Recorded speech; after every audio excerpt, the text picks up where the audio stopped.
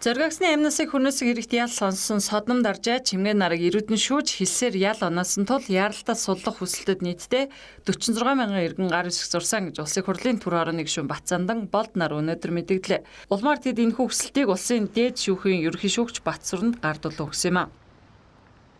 Одоогоор эрүүдэн шүүсэн гэдэг хэрэгээр 7-8 хүн шалгагдаад хэрэг нь шүүх рүү шилжиж ирсэн байгаа юм байна. Удахгүй шүүх хурлаа болон 3 шатны шүүх хурлын дараа содом даржаа чимгээ нарыг суллах асуудлыг шүүх шийдвэрлэнэ гэдэг хариуг өгч байна. Улсын хурлын гишүүн Батцаандан хууль шүүхийн байгууллагын үйл ажиллагаанд хүндэтгэлтэй хандна гэсэн бол гишүүн болд харин энэ асуудлыг 3 шатны шүүхийн шийдвэрийг хүлээлгүйгээр яаралтай шийдэх ёстой гэсэн юм а. За үүний өмнө одоогийн шүүгч нарыг өөрчлөх ёстой гэж тэрээр мэдгдлээ.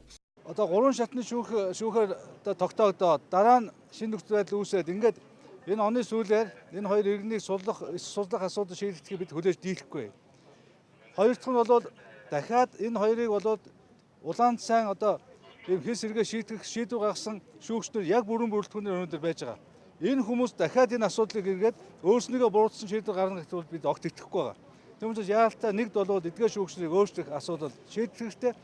Тэгвэл шүүхэд иргэдийн гар үсэх бүхий хүсэлтийн дагуу асуудлыг авч хэлцэх хуулийн боломж бий юу?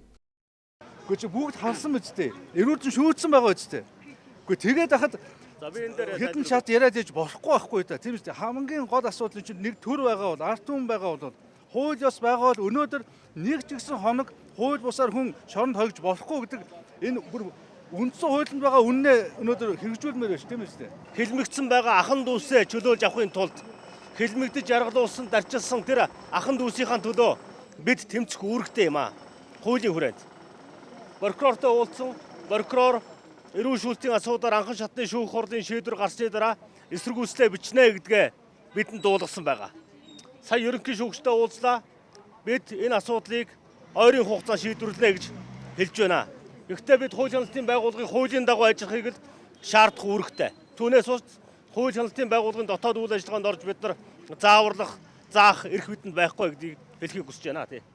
Асуудлыг шудраг шийдэж үнэн мөнийг олон содном даржаа чимгээ нарыг хилмигдүүлсэн бол цагаатгаж эрх чөлөөтэй болгох нь зүй ёсны хэрэгэ. За харин асуудлыг ард иргэдийн гар үсэг цуглуулснаар шийдэж байсан жишг Монголын шүүхийн түүхэнд байхгүй юм а. Тиймээс улсын хурлын эдгэр гишүүдийн өнөөдрийн үйлдэл тэдний олон нийтийн анхаарлыг татах гэсэн ээлжит поп оролдлого байснаас хэтрэхгүй гэж зарим хүмүүс үзэж байна.